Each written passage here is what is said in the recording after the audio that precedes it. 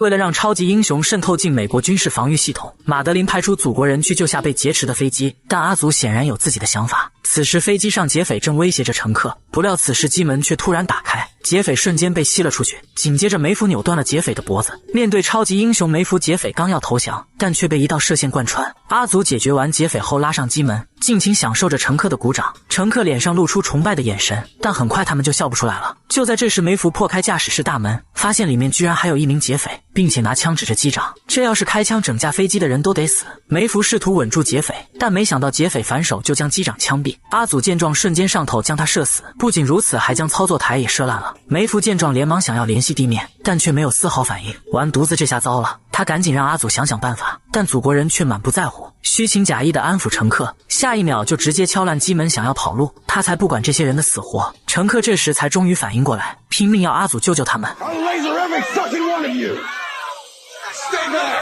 这时梅芙看着两个可爱的小孩，于心不忍，想要带上他们，但却被阿祖拒绝，因为他们活下来的话，就会暴露他们见死不救的事情。看着犹豫不决的梅芙，